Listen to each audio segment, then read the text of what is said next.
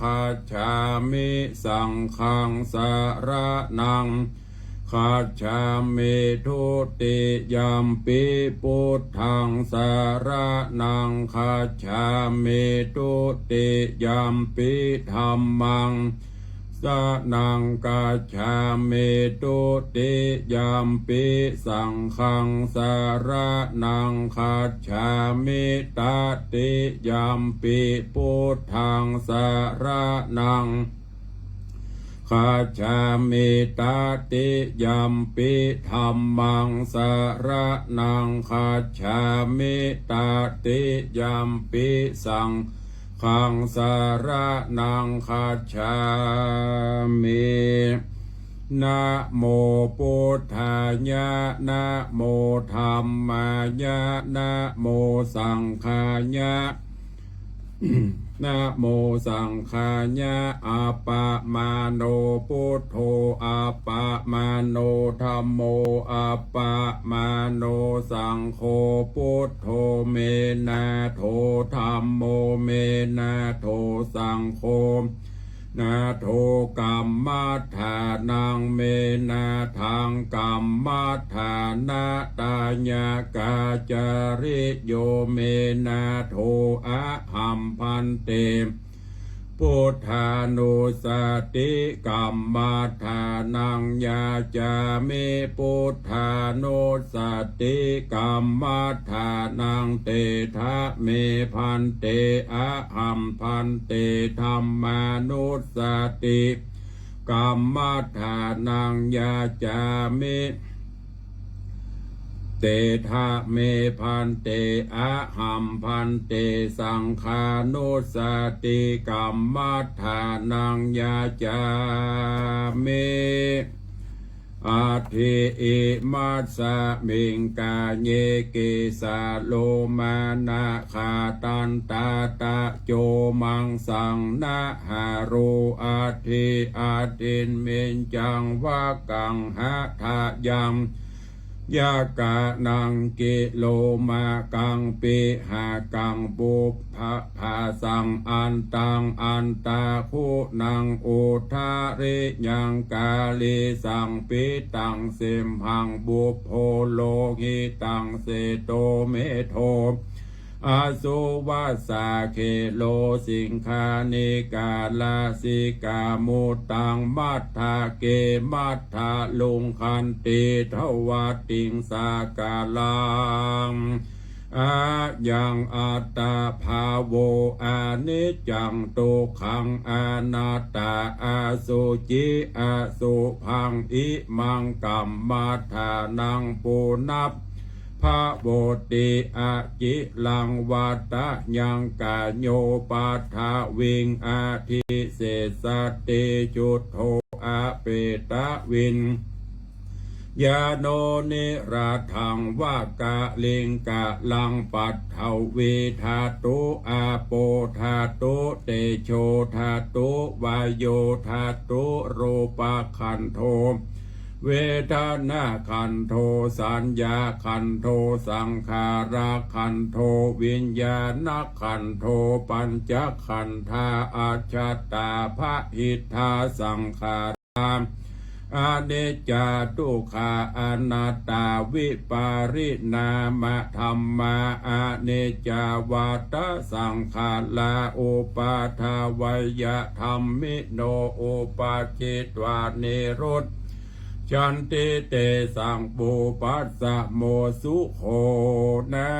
มะรูปังอเนจจังขยะเทนานิจังวัตตานิปานังนามะรูปังทุกขังขยะเทนาสุขังวัตตานิปานังนามะรูปังอนัตตาอาสารากัตเถนะสารังวัตตานิปานังนามะรูปังอเนจจังนามะรูปังทุกขังนามะรูปังอนัตตานิจังวัตตานิปานังสุขังวัตตานิปานังสารังวัตตานิปานังนิปานังปาระมังสุขังต่อไปสวด ปรมีอิติปิโสภะคะวะตานาปัลละเมสัมปันโนตานาอุปปาละเมสัมปันโนตานาปาระมัทธาปาละเมสัมปันโนไมตรีเมตตากาโลนาโมทิตาอุเปกขาปาละเมสัมปันโนอิติปิโสภะคะวะสีละปาระเมสัมปันโนสีละอุปปาละเมสัมปันโนสีละปารามาทาปาระเมสัมปันโนไมตรีเมตตากาลุนาโมทิตาอุเปกขาปาละเมสัมปันโนอิติปิโสภะคะวะเนคขัมมะปาระเมสัมปันโนเนคขัมมะอุปปาระเมสัมปันโนเนคขัมมะปาระมัทธปาระเมสัมปันโนไมตรีเมตตากาลุณามุทิตาอุเปกขาปาละเมสัมปันโนอิติปิโสภะคะวะปัญญาปาละเมสัมปันโนปัญญาอุปปาละเมสัมปันโนปัญญาปาระมัทธปาระเมสัมปันโนไมตรีเมตตากรุณามุทิตาอุเปกขาปาละเมสัมปันโนอิติปิโสภะคะวะวิริญญาปาละเมสัมปันโนวิริญญาอุปปาละเมลิญญาอุปาลามัทธปาระเมสัมปันโนไมตรีเมตตากาลุณามุทิตาอุเปกขาปาระเมสัมปันโนอิติปิโสภะคะวะขันติปาละเม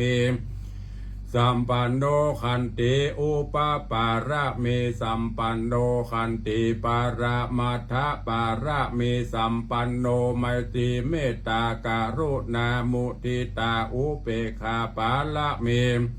สัมปันโนอิติปิโสภะคะวะสัจจะปาระเมสัมปันโนสัจจะอุปปาระเมสัมปันโนสัจจะปาระมัทธปาระเมสัมปันโนไมตรีเมตตากรุณา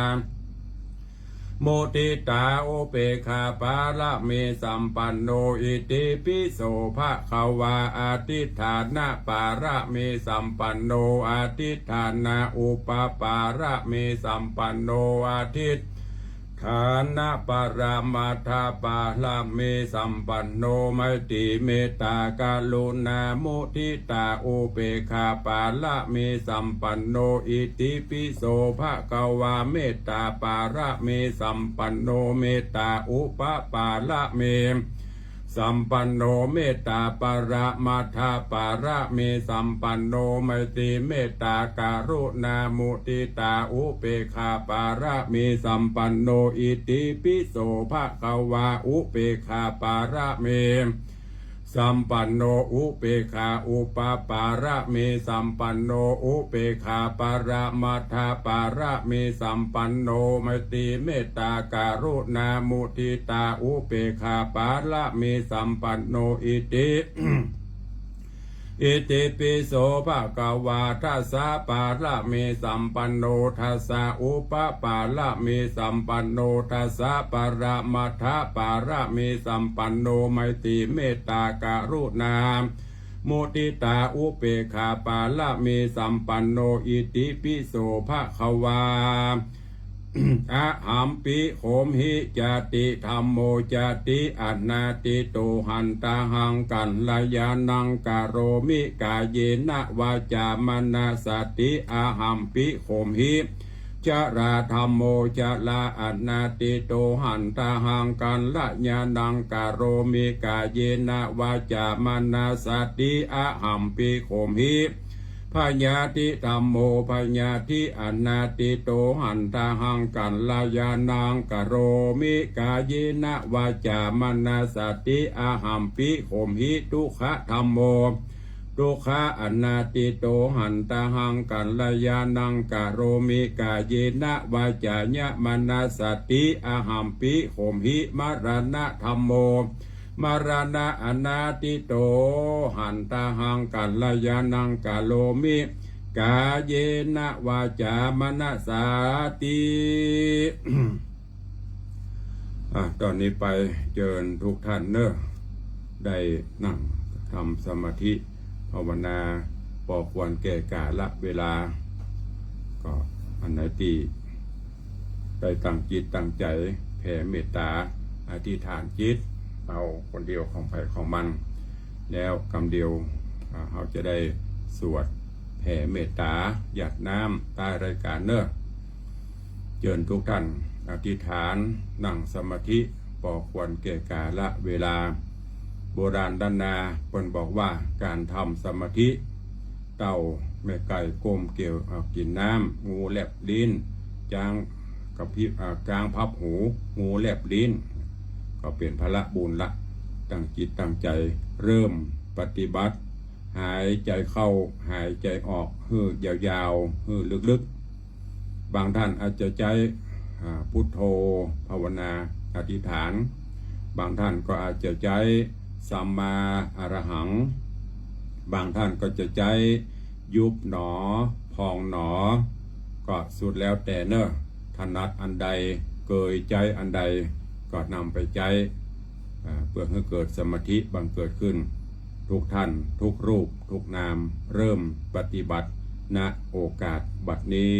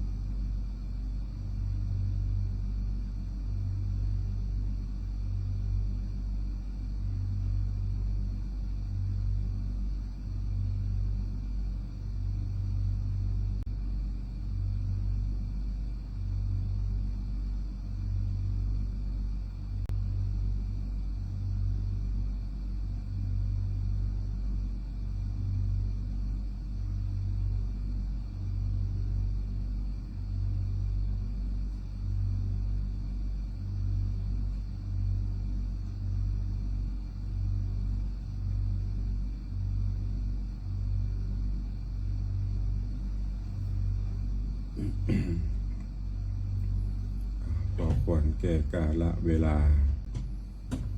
ไปมีน้ำหยาดเตรียมน้ำหยาดเนอะกล่าวกรรมแผ่เมตตา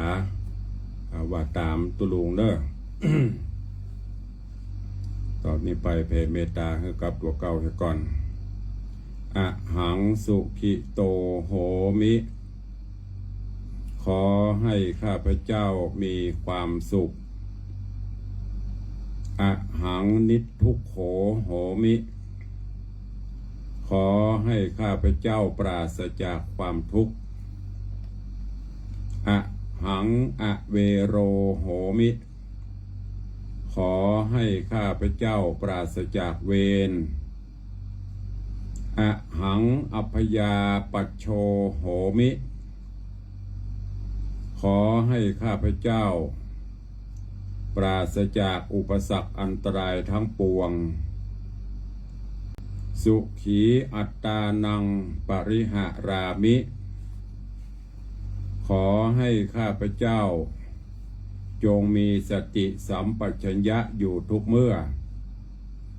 รักษากายวาจาใจให้พ้นจากความทุกข์ทั้งปวงเถิดสัพเพสัตตาอเวราโหนตุ สัตว์ทั้งหลายจงอย่าได้มีเวรแก่กันและกันเลยอัพพยาปัชชาโหนตุ จงอย่าได้เบียดเบียนซึ่งกันและกันเลยอนีคาโหนตุ จงอย่าได้มีความลำบากกายลำบากใจเลยสุขีอัตตานังปริหารันตุ จงมีความสุขรักษาตนให้ยิ่งขึ้นไปเถิด ตอนนี้ไปกรวดน้ำแผ่เมตตาแบบปืนบ้านล้านนาเมืองเหนือเฮาเนออิตังตานากัมมังเนปานาปัจจโยโหตุโนเนจังอิตังศีลากัมมังเนปานาปัจจโยโหตุโนเนอิตังภาวะนากัมมังนิพพานาปัจจโยโหนตุโนนิจังยังกินจิกุตาลังกัมมังสัพหิอัมเหหิกาตังปุญญังโนอนุโมตันตุสุนันตุเยเตวาอาสามิงทาเนอาทิกาตาติคายุกาสัทธาหุนตุสัพพะสัตตาสุขีอัตตานังปาริหารันตุมาตาปิตาสุขีตาหุนตุทุกขปามุตตุสัพเพญาตากาสุขิตาหุนตุทุกขปามุจจันตุสัพเพอะญาตากาขิตาหุนตุทุกขปามุจจันตุสัพเพปิสาสัพเพยัคขาสัพเพเปตาสุขตาหุนตุทุกขปามุจจันตุสัพเพนาคตาสุขิตาหุนตุปามุจจันตุสัพเพอเทวาสุขิตาหุนตุทุกขปามุจจันตุสัพเพอาจาริโยปัจจายาสุขิตาหุนตุทุกขปามุจจันตุสัพพะสัมปติโยสามิชันตุโวกาเยนะวาจาญาวาเจตสาวาพุทเทกุกัมมังปะกะตังมะยายังพุทโธปฏิกันหันตุอัจจยันตังกาลันตะเรสังวลิตุงวาพุทเทกาเยนะวาจาญาวาเจตสาวาธัมเมกุกัมมังปะกะตังมะยายังธัมโมปฏิกันหันตุอัจจยันตังกาลันตะเลสังวลิตุงวะธัมเมกาเยนะวาจาญาวาเจตสาวาสังเคกุกัมมังปะกะตังมะยายังสังโฆปฏิคันหันตุอัจจยันตังกาลันตะเลสังวลิตุงวะสังเคเข้ามาครูบาอาจารย์เนอ วันตามิพันเตสัพพังอปาราทังคัมมาทะเมพันเตมยากตังปุญญังสามินาอนุโมทิตาปังสามินากตังปุญญังไมหังตาตาปังสาธุสาธุอนุโมทามิสาธุสาธุสาธุอนุโมทนาบุญภายแผ่บุญปกปักรักษาสาธุชนญาติโยมพุทธบริษัททุกท่านกาดวันพระวันศีลวันนี้อยู่ดีมีสุขจุ่มเนื้อเย็นใจสุขภาพพรรณนามัยสมบูรณ์แข็งแรงทั้งกายและใจเหมือนกันทุกรูปทุกนามทุกท่านทุกคนวันนี้การแสดงพระธรรมเทศนาในรายการธรรมะวันพระวันศีลก็ใกล้จะจบใกล้จะหมดลงแล้วเนี่ยก็เหลือเวลาใต้รายการที่จะได้ตักได้ต่อได้อู้ได้จ๋าวันนี้ก็ขออนุโมทนากราบขอบพระคุณในเมตตาบารมีของท่านเจ้าจารย์พระครูสมุวิศวัตวรกิโจท่านผู้อำนวยการสถานีคลื่น FM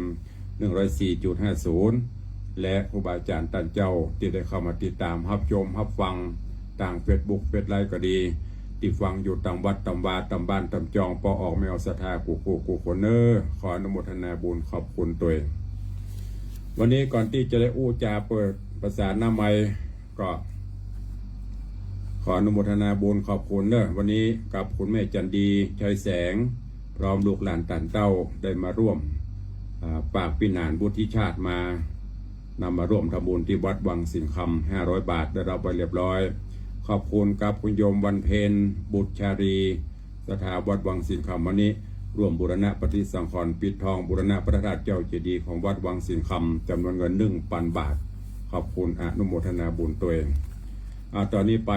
ก่อนที่จะได้อุจาหน้าไม้ตั้งจิตตั้งใจฮับปอนทำกรรมการเทศน์การทำวันนี้ที่อยู่ต่างหลังฉากนี่ก็ปั่นปอนไปแต่ยังไม่ได้เบิกเมื่อปอนไปก่อนปุ่นจะไปได้ออกภาษาปุ่นกันการเทศน์การทำกันที่อยู่ต่างหลังนี้ก็คือโยมธนวัฒน์โยมทัศพิชาสุสิงคำตั้งเก้าเป็นการเทศน์แล้วก็มีญาติโยมให้หอมกันมาวันนี้ก็จะได้อุทิศกุศลไว้ไปหน้าในบุกที่2สถานบุญฮับปอนยะถาวาริวหาปุลาปริปุเรติสาครังเอวะเมวะอิโตตินังเปตานังอุปกัปปติอิชิตังปฏิตังตุมหังคิปะเมวัสมิจตุสเพปุเรนตุสังกปาจันโทปนรโสยะถามณิโชติรโสยะถาบัดนี้หมายมีเจ้ามุลสถายมปเลียงธนวัฒน์เมเลียงทัดพิชาสุสิงคำร่วมกับ FC แฟนรายการปอออกไม่ออกศรัทธาที่ได้สดับตรับฟังพระธรรมเทศนาต่างก็ร่วมเป็นเจ้าภาพเจ้าศรัทธาถวายการเทศน์การธรรมในเรื่องจักกาข้างคำในภูกที่2วันนี้บุญกินบุญตาลได้กระตำปั่มเปงจะขอน้อมอุทิศกุศลไว้เสวยในภายภาคหน้าและภายเพไปหาพอเกิดไม่เกิดเทบุตรเทวดาองค์อมรินทร์พระอินทร์เจ้าฟ้าสิ่งศักดิ์สิทธิ์ทั้งหลายตลอดจนเจ้ากรรมในเวรเจ้าบุญในบุญสัพพะสัตรายขอกุศลภายเพไปจูจอดเขาเจ้าได้โมทนาสาธุในบุญกินบุญตาลปนติญญาภาคติตุได้ถึงสุขอาราธนากูลแก้วเก้า3 ประการในบ้านโป่งโฮมทุกท่านอยู่ดีมีสุขเจริญไปได้อายุวันนะสุขาภละเหมือนกันทุกลูกทุกคนนะจุงจะมีเตียงตลีสัพปีติโยวัจันตุสัพพะโลโกวินาสันตุมาเตภวะตวนระโยสุขีตีคายุโกภวะพิวาตานาสิริสนิจังวุธาปิจายโนยัตตาโลธรรมาวัตันติอายุวันโนสุขังปะลังอนุโมทนาบุญกับทุกท่านวันที่21 เดือนหน้าจะไปละไปลืมงานของเฮาที่จะมีก็คือการประกอบพิธียกยอดฉัตรขึ้นประดิษฐานบนเจดีย์ซึ่งฉัตรนี้ได้จัดสร้างด้วยทองคำบริสุทธิ์น้ำหนัก9 บาทล้อมรอบด้วยพลอยอัญมณีพลอยบุษราคำก็จะได้น้อมนำขึ้นตั้งไว้บนพระธาตุเจ้าเจดีย์และเนื่องในโอกาสอายุวัฒนมงคลวันเกิดของอาตมาภาพด้วยเชิญทุกท่านตัว เอาใครจะอู้จะเอ่ยจะจ๋าตัวเวลาเหลือแถมประมาณ6-7 นาทีได้รายการวันนี้อยู่ด้วยกัน2 ชั่วโมงก็จะเหลือเวลาไว้อู้ไว้จ๋าเพื่อใครอู้ไปใครอู้ตัวก็เข้ามา0817836540ใครจะให้จะหอมกันเทศกันทำเนอะตลอดพรรษาก็เข้ามาได้ซึ่งก็ตอนนี้ต่างโยมธนวัฒน์โยมทัศน์พิชาสุสิงคำตั้งเป็นปฐมฤกษ์กันเทศกันทำ50,000 บาทท้วนนอกนั้นก็มีศรัทธาเขาให้หอมมาตลอดภาษาใครจะให้จะหอมก็เจริญปอนเจริญปอนเจอพ่อเลี้ยงธนวัฒน์ว่าไว้สาครับใจใส่เป็นบุญใจคุณเป็นบาปใจดีเป็นพระพุทธใจบริสุทธิ์เป็นพระธรรมใจดีแต่งามทุลุงในวังเนอสาธุสาธุเสียงทองเนอไว้สาครูบาเจ้าทั้งหลายเนอที่ได้เข้ามาดูมาชมมาไหว้มาสาครูบาวิจิตรศิลาวรทุลุงในวังเนอไหว้สาทุกตนทุกองค์เนอสาธุโอ้ทุลุงในวังของเราดิเข้าตาดูแลพระธาตุเจ้าวัดวังสิงคำก็ศักดิ์สิทธิ์เหมือนกันเนอไหว้สาเหมือนกันเนอใครได้เงินใครได้คำอยู่ดีมีสุขก็พระธาตุก็มาไหว้มาสาเนอบอกกับพระธาตุวัดวังสิงคำของเราวันนี้ไปอย่ารวยบัวเนาะโอ้วันนี้บนตกฝนแล้วลงมาชุ่มเย็นแท้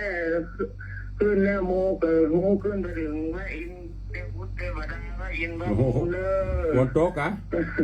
บนโต๊ะอะครับเกิดน้ำไหลเย็นไปมีพระธาตุเราได้คันดอกปีได้ประจุไปยืนตกตามวันตามคืนก็ตกดอกไม้ใกล้พื้นลื่นสาธุอนุโมทนาเนอบุญรักษาเอาคนอื่นจะได้อู้ตัวเองเอาละ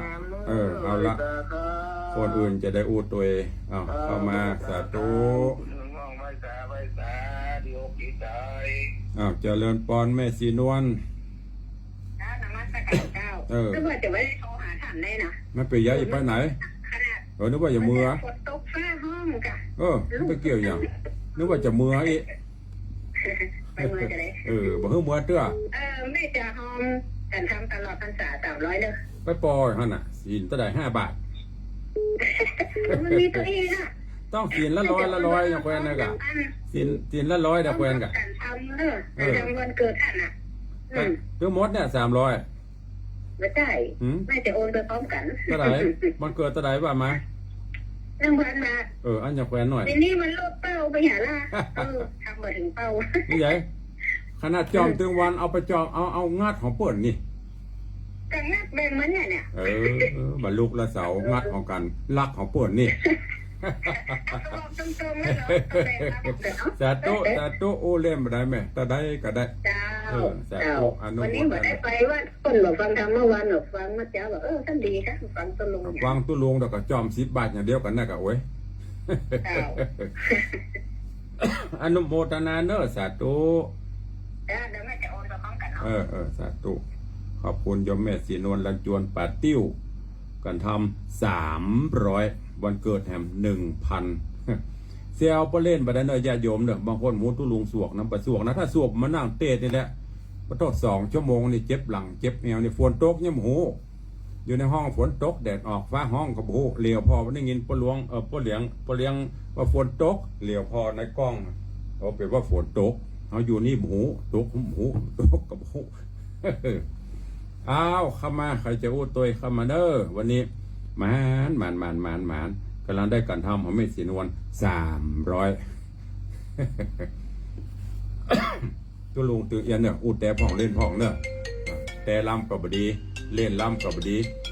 โยมแม่ละอองแก้วตั้งแต่เปิ้นอยู่คนเดียวนี่ให้แซ่บเนอะ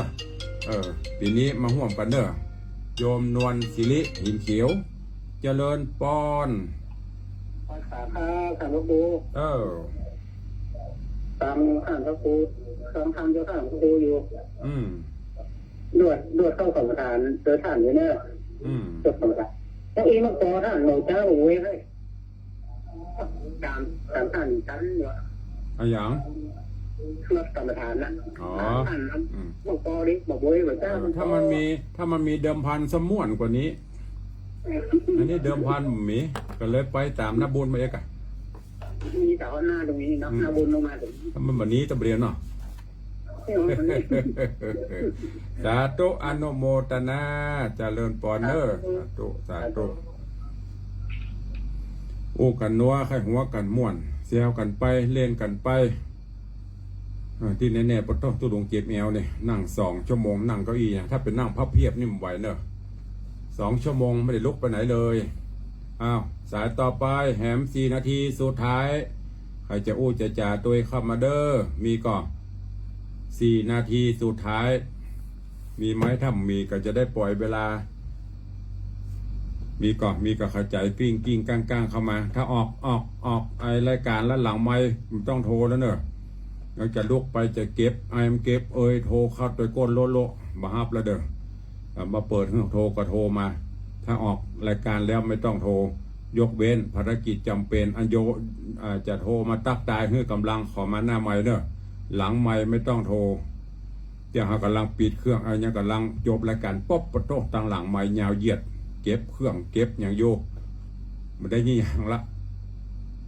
เอาเนาะมีไผอู้แล้วเนาะพอควรเก็บเวลาเหลือเวลา4 นาทีคืนให้เวลาคืนเวลาสถานีก็มากับฟังฟังดนตรีบรรเลงไปเนาะ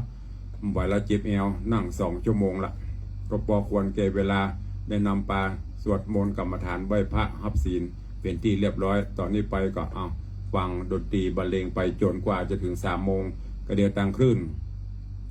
สีขาวเพิ่นจะลิงต่อไผ่บรรลุไปไหนไผ่บะก่ายไปแกนได้กันนั่งฟังกันต่อเนออยู่ดีมีสุขอายุมั่นขวัญยืนเหมือนกันจูตนจูองจูผู้จูคนเนอจัตตาโรธรรมาวัตันติอายุวันโนสุขังปะลัง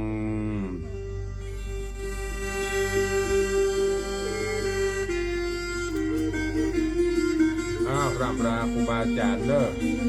โยกดีมีใจบุญรักษา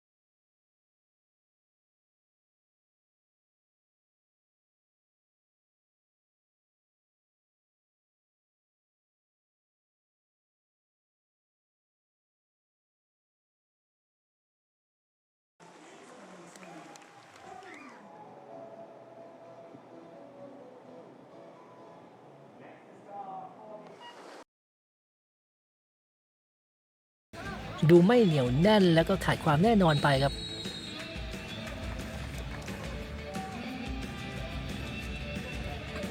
กลับมาสู้กันอีกครั้งครับทั้ง2ทีม